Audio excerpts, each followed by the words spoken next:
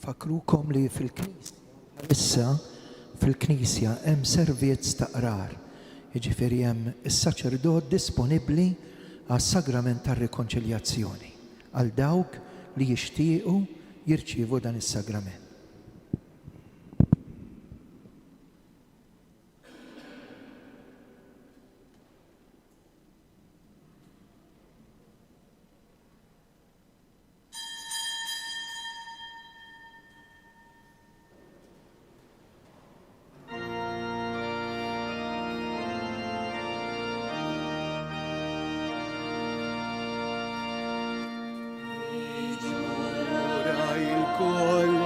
Madwar l-arkan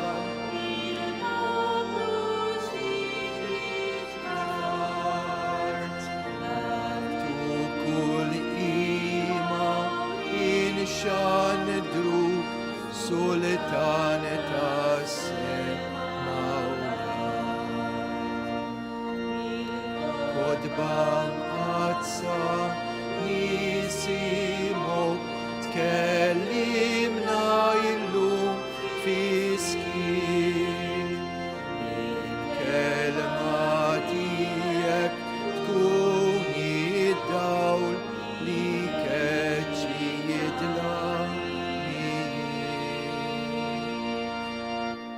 fl-isem tal-Missieru tal-Iben u tal-Ispiritu Santu, il-grazzja ta' Sidna Ġesu Kristu l-imħabba ta' Alla u l-għaqda fl-Ispiritu Santu tkun magħkom ilkoll.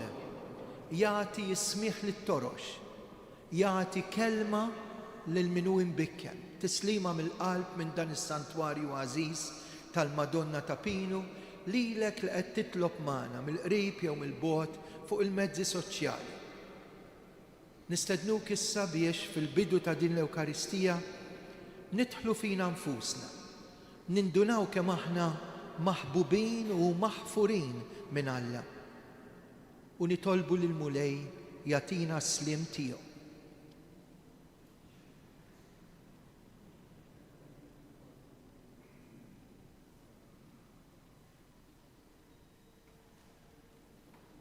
Nistqar l-Alla li jista' kollox u lilkom ħuti li jiena dnibt ħafna bil-ħsieb bil-kliem u bl-emil u billi ħallejt dmirijieti.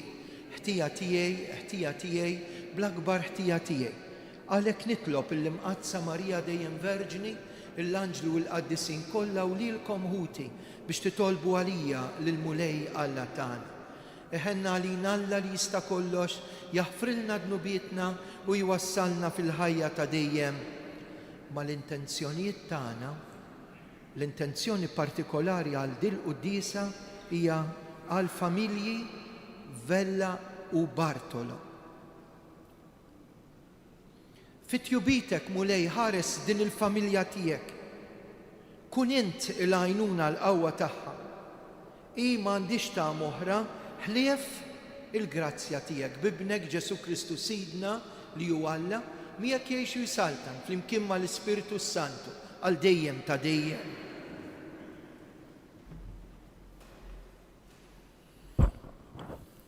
Qari mill-ewwel ktieb ta' Slaten.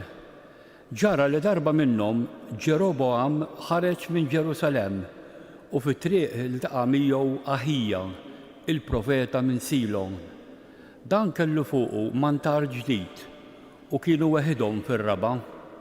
Imbagħad Aħija qabad il-mantar ġdid li kellu fuqu u ċartu fit-12 biċċa u qal lil Ġeroboam ħu 10 biċċiet għax dan jgħid il-Mulej Alla ta' Iżrael arani se naħtaf is-saltna minn idejn Salamun u lilek nagħtik 10 mit-tribujiet. Inħallilu tribu wieħed minħabba Dawid il-qaddej tiegħi u minħabba f'Ġerusalem il-belt li għażilt minn fost it-tribujiet kollha ta' Iżrael. U hekk Iżrael inqata' minn dar Dawid u baqgħu mifruda minnha sal-lum. Il-kelma tal-Mulej. Jiena il-Mulej Alla tiegħek. Ma jkollokx Alla ieħor f'nofsok tinxteħiex quddiem Alla barrani, jiena l-Mulej Alla tiegħek li tallajtek mill-art tal-Eġittu. Iżda il-poplu tiegħi ma semax minni, Iżrael ma rridx jaf bija, għalhekk tlaqthom għall-lebbusija ta' qalbhom biex imxew skont il-femiet tagħhom.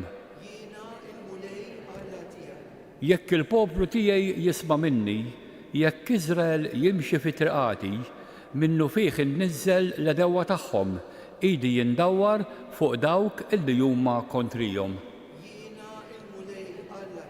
Jekk joġobkom inqumu bil-wieqfa l-Evanġelju.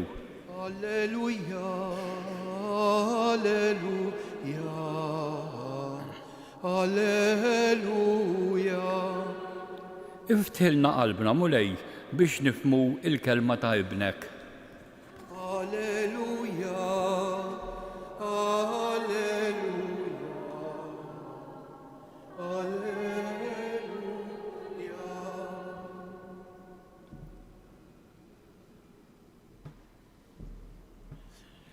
Il-mulej ma'kom, qari mill-Evanġelju skont San Mark. F'dak iż-żmien Ġesu raġa' telaq mill-inħawi tal-belt ta' Tir. Għadda minn Sidon lejn il-baħar tal-Galilija fl-inħawi ta' Dekapoli. Ġabulu wieħed trux u imbikkem u talbuh iqedlu idu fuqu. Ġesu ħarġu għalih waħdu minn qalb in-nies. Daħħal subajh f'widneħ u messlu l-sinu bir-riq tiegħu. Imbagħad refajnejh lejn is-sema, tniet nejda u qal effata, jiġifieri infetaħ, u minnu fih widnejh infetħulu, l-irbit tal-sinu inħallu u qabad jitkellem sewwa. Ġesu wissihom biex ma jgħidu lil ħadd, iżda aktar ma wissihom aktar bdew ixandruh u mimlijin bil-għaġeb bdew jgħidu kollox għamel tajjeb dan. Jagħti smih lit-torox u l-kliem lill-imbikmin. Il-kelma tal-mulej it-tifħir lilek Kristu.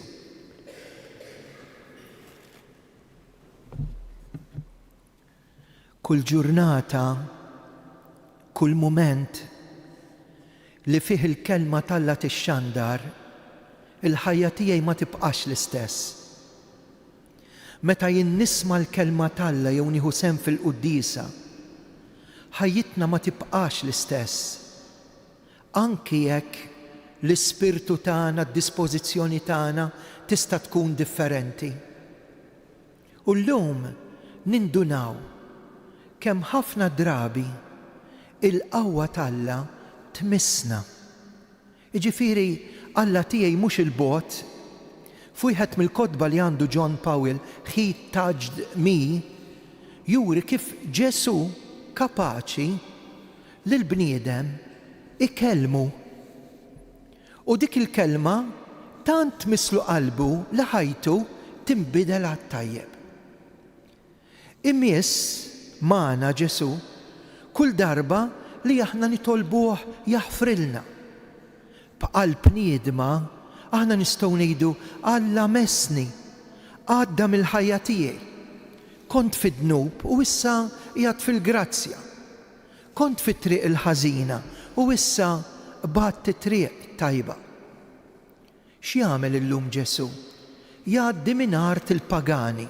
Jekk tiftakru il-bieraħ il-Vanġelu marbut mal-art tal-pagani, ma dik il-mara Griega, Sirofeniċja, Tir, dak ir-raħal, dak il-post. Ġesu issa minn hemmhekk jitlaq, jgħaddi minn Sidon, imur fil-baħar tal-Galilija, qrib il-baħar tal-Galilija u jidħol f'10 bliet. Hemm dik il-kelma Dekapolis, 10 bliet, Dekapoli. X'jagħmel hemmhekk? Iġibulu wieħed trux u mbikkem. U Ġesu jagħmel il-ġesti tal-fejqan. Ftakru ftejt. Kif dan Ġesu għamlu magħna, tgħidli imma jien ma kontx il-Galilija, ma kontx fid-Dekapoli. Meta aħna rċevejna l-ewwel sagrament, is-saċerdot għamel diversi ġesti. Wieħed minnhom huwa dan Effata. Ngħidulu r-rejt tal-Effata minha fil-Magħmudija ituna libsa bajda, libsa tad-dinjità. Id-dilka tal-griżma, li ddaħħalna fil-poplu Alla. Dil-koħra bil-griżma fuq is-sider li ttina qawwa kontra x-xitan, l-ilma li juri l-ħajja.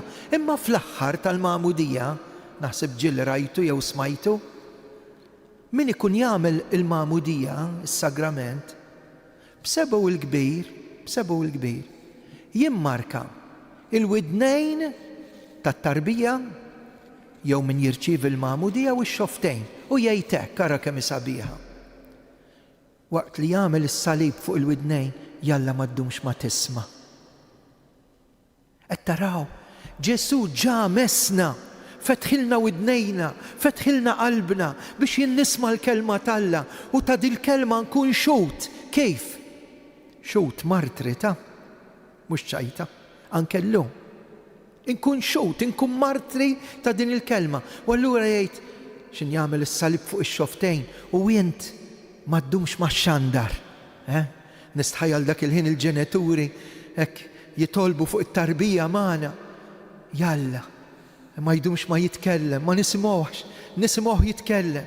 Jalla, ismieħ. Iwa Ġesu dalgħodu minn dan is-santwarju tal-Madonna qed imissna. Għax jekk in-nies bdew jgħidu kollox tajjeb għamel, kollox tajjeb, kollox. Imma l-iktar ħaġa tajba li għamilha f'Marija. Jekk kollox tajjeb għamel, kemm għamilha sabiħa lil dik li hija immakulata, lil dik li hija bla teba, lil dik li hija l-qaddejja tal-mulej, lil dik li baqgħet tila ħdeħ taħt is-salib, lil dik li ma qatitx qalba u baqgħet mad-dixxipli f'Pentekoste fiċ-ċenaklu. Ħanispiċċa. Tgħiduli imma s-salib għamluh meta aħna konna bejbi żgħar. Mhux veru biss. Qabel smajna l-Vanġelu u s-saċerdot għalilkom qari mill-Evanġelju skont San Mark, aħna x'għamilna? B'subajna l-kbir x'għamilna? Salib fuq moħħna, salib fuq xoftejja u salib fuq qalbi. Mhux li kien li nifhem dil-kelma li inti qed tgħidli kemm drabi nisimgħu l-Vanġelu ngħid, imma l-Vanġelu fuq ex kien. Mhux li kien li bl-attenzjoni nifhem din il-kelma Alla, u mbagħad inniżilha f'qalbi, naċċettaha. U mbagħad ħajkolli mument illum li nxandara, li nwassala. Ikun infaħħar Ġesu Kristu.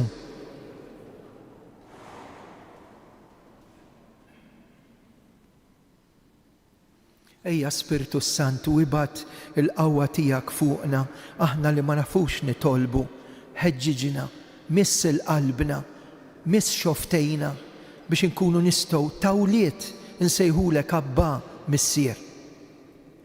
L-ewwel talba tagħna tkun għall-Papa Ljun. Nitolbu għall-isqof tagħna Anton. Nitolbu għas-saċerdoti l-aktar dawk li jippritkaw. Hekk biex il-mulej jatina li l-qlub jinfetħu kull meta nisimgħu u kull meta nxandru il-kelma Alla.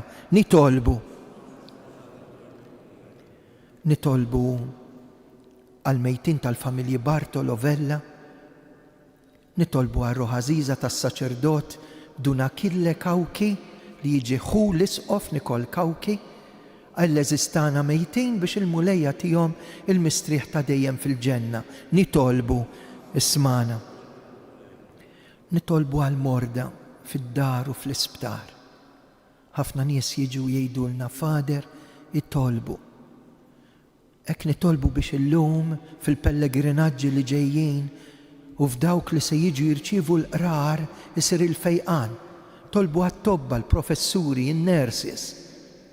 Nitolbu għal dawk li huma neqsin mis-smieħ jew mill-kelma għax dawn ukoll għandhom don kbir, don kbir illi bih jesprimu il-fidi u l-ħajja tagħhom. Nitolbu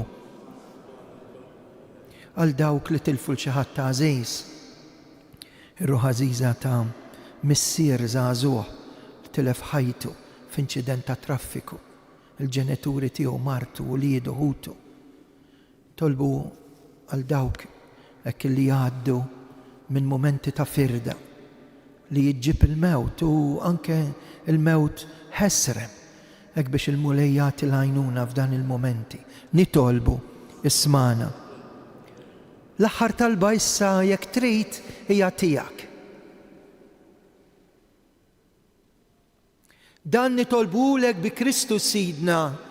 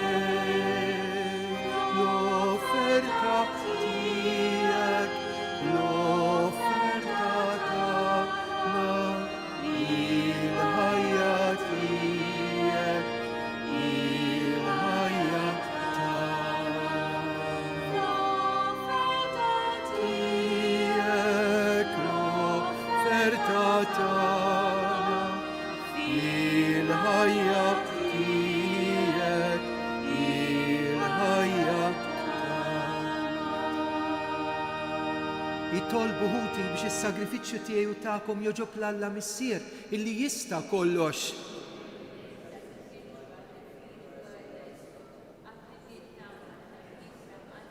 Mulej Alla tagħna inti tajtna dal-frott tal-art maħluq minnek, għamel li minnu jsir għalina is-sagrament tal-ħajja ta' dejjem bi Kristus Sidna. Il-mulej magħkom nerfgħu qlubna l fuq. Żuħaj il-mulej Alla tagħna. Sewa u xieraq tas-sew mulej missier qaddis tajjeb u taġita s-salvazzjoni tagħna li dejjem u kullimkien inroddulek ħaj bibnek l-għażiż Ġesu Kristu, il-verb tiegħek li bih għamilt kollox u li inti battulna salvaturu feddej magħmul bniedem mill-Ispiritu Santu imwielet minn Marja Verġni u għattemm ir-rida tiegħek fetaħ idejja fuq is-salib rid toħolna mill-irbit tal-mewt jurina l-qawmina l-ħajja għalhekk mal-anġlu mal-qaddisin infaħruk u bil-qalb intennulek qaddis, qaddis, qaddis. Is-smawiet u l-art mlija bil-glorja tiegħek. Osanna fl-għoli tas-smawiet. Imbirek minn ġej f'isem il-mulej. Osanna fl-għoli tas-smawiet. Qaddis tas-sew int mulej intlajn ta' kull qdusija. Qaddes għalhekk nitolbuk dawn l-offerti bil-barka tal-Ispirtu tiegħek isiru għalina l-ġisem u d-dem ta' Sidna Ġesu Kristu, illi meta kien ser jingħata u minn rajħi bati ħal-ħobs radd il-ħajr qasam tal id-dixxipli tiegħu u qal: ħudu u kulu l-koll minn dan, għax dan huwa ġismi li jingħata likom.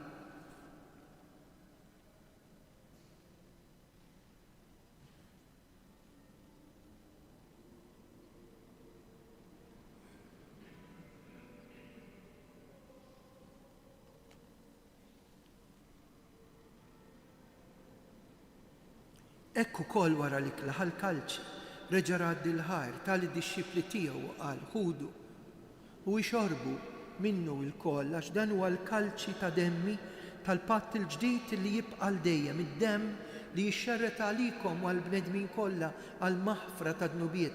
Għamlu dan b'tifkira tiegħek.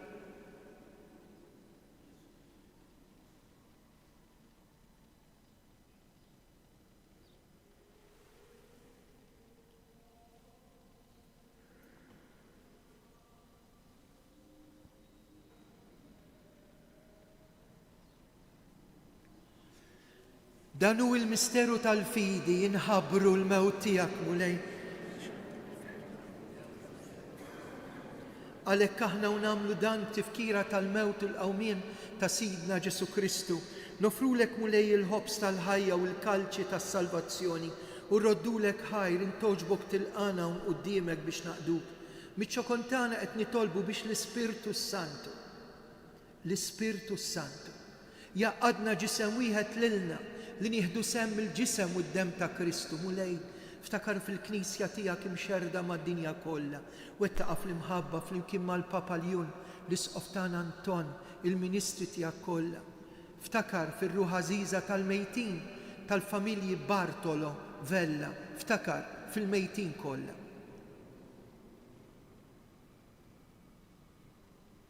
Nirrikmandaw ir-ruħ għażiża tas-saċerdota Kille Kawki, Joseph Kutajja. Ftakar fil-mejtin kollha. Daħħalhom quddiemek fid-dawl tas-sebb tiegħek. Ħenna lina l-koll nitolbuk. Għati lilna wkoll il-wirt tal-ħajja ta' dejjem. Mal-Verġni Mqazza u Malla Marija, ma' San Giuseppe, mal-Apostli, San George Preka u l-qaddisin kollha li jgħixu fil-ħbiberja tiegħek sa mill-bidu tad-dinja. Amen. Illi magħhom infaħruk, insebħuk Ġesu Kristu ibnek. Bi Kristu ma' Kristu fi Kristu jingħata lilek Alla missier li tista' kollox. Flimkien mal-Ispirtu Santu kull ġieħu glorja għal dejjem ta' dejjem. Amen. Hawnhekk hawn Ġesu nagħmlu l-qalb intennu t-talba tas-salvazzjoni tagħna, missierna.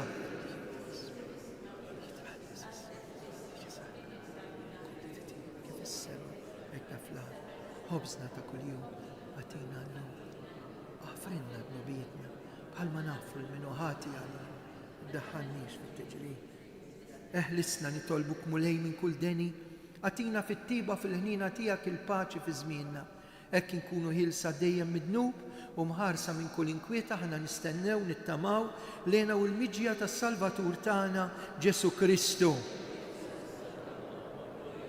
Mulej Ġesu Kristu li jett l-apostli tiegħek inħallilkom islim, natikom islim tiegħi tħarix lejn dnubietna. Ħares lejn il-fidi tal-Knisja tiegħek għatija slim u laqda li inti trid fih li tgħix bis-saltan għal dejjem ta' dejjem. Paċi tal-mulej tkun dejjem magħkom. Għatu l-paċi lil xulxin.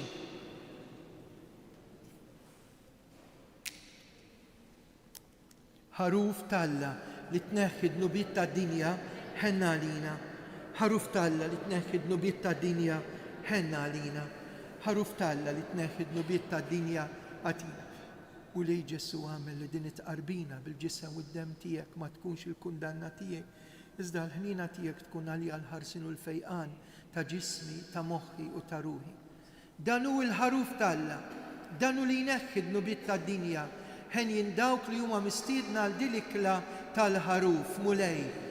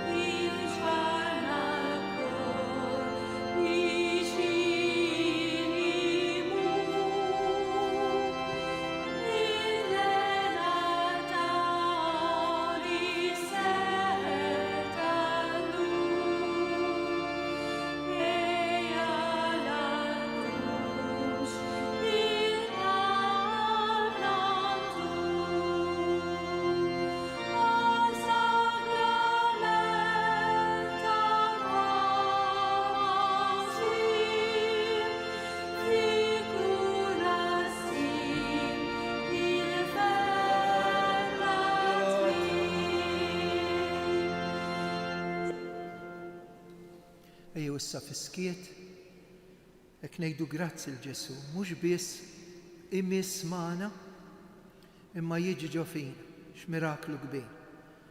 Intom li qegħdin issegwuna dejjem għamlu tqarbina tax-xewq.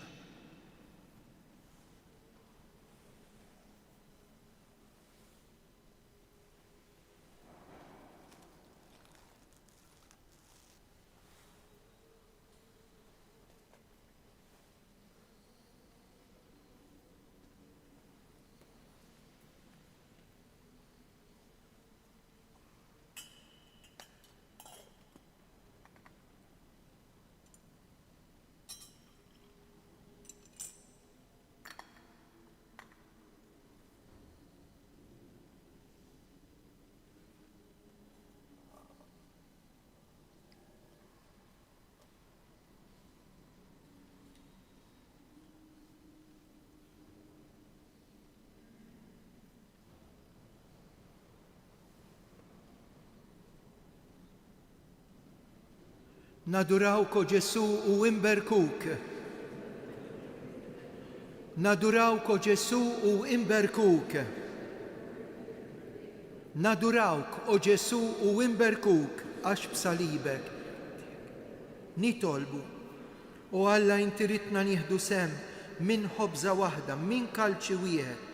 Għatina li nkunu l-kol ħaġa waħda fi Kristu biex naħdmu ferħana għas-salvazzjoni tad-dinja.